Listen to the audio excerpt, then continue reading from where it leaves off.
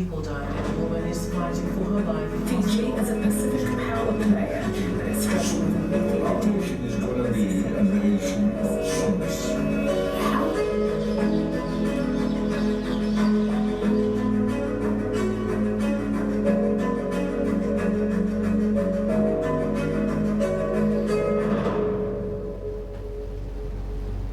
It's going to be difficult, but it can work.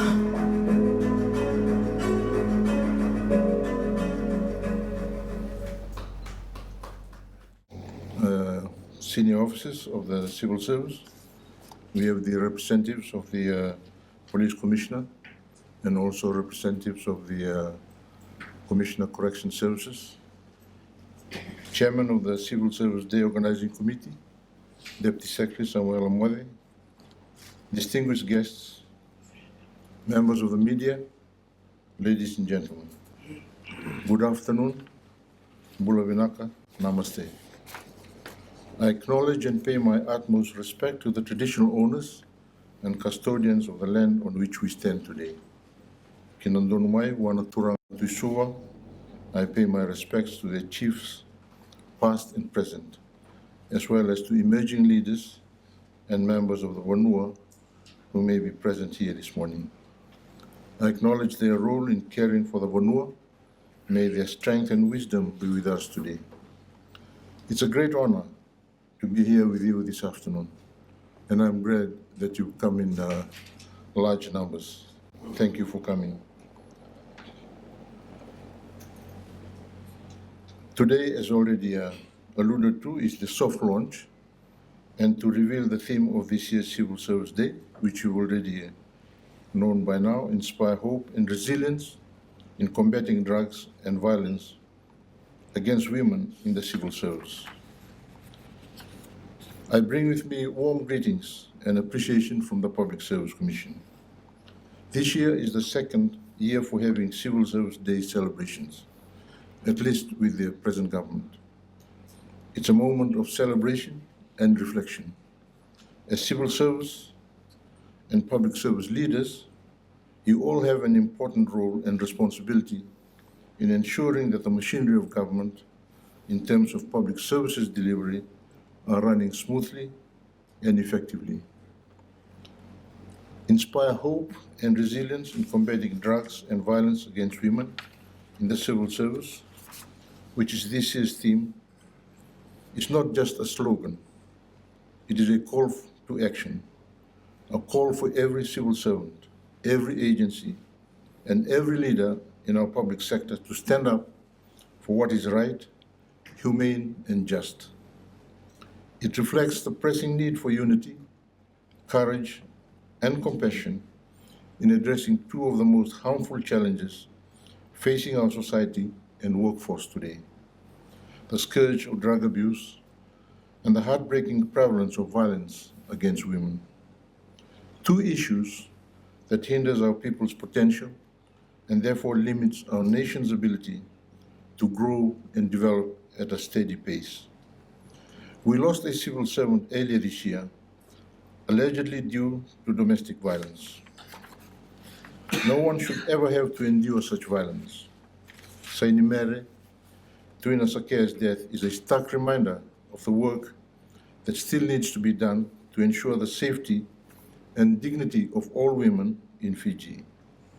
According to recent statistics, 7 out of 10 Fijian women experience physical and/or sexual violence by either a partner or non-partner by the time they turn 15. This alarming rate calls for immediate attention and meaningful action. Let us start with us here in the civil service. Let us lead the fight against drugs and domestic violence and gender-based violence. The civil service is the backbone and mainstay of our nation. We are entrusted with the responsibility to serve our people with integrity, dignity, professionalism, and fairness. But we must also ensure that our own environment is one where hope thrives, where resilience is nurtured, and where every individual, especially women, feels safe respected, and empowered.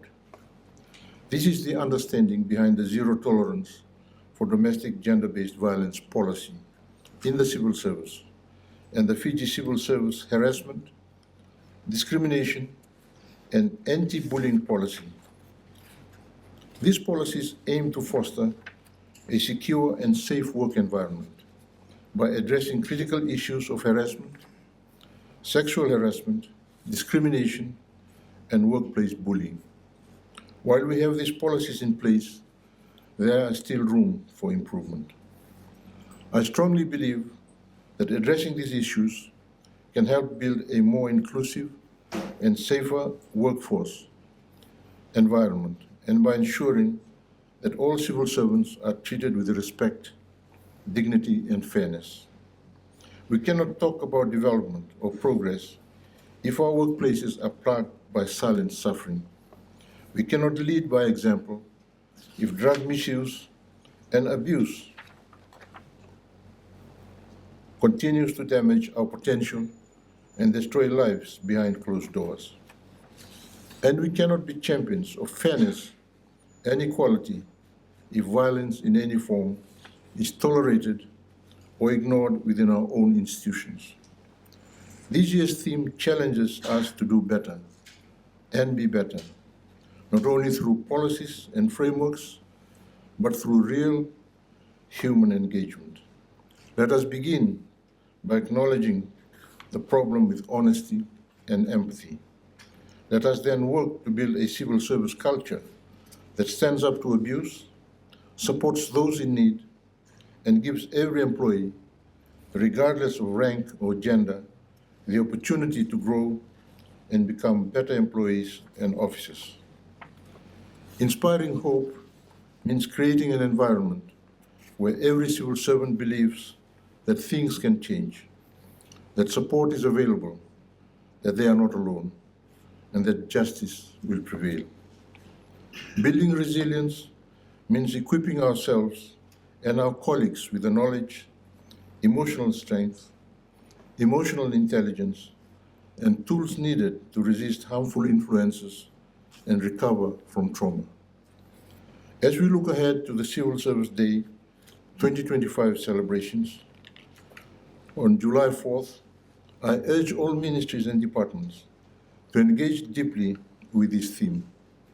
Let it inspire internal dialogue, community outreach, and workplace reform, and active collaboration with partners across government and civil society. Let us be bold. Let us lead with conviction and compassion. Let us begin by creating clear reporting mechanisms for a civil servant who are facing these challenges. This way, we will position the civil service as a beacon of hope, a place where silence is replaced with impactful action. With these words, I wish you all great success in preparing for Civil Service Day 2025 celebrations. Thank you. Vinakabagaleu, Danyavad. Drugs and violence-free civil service.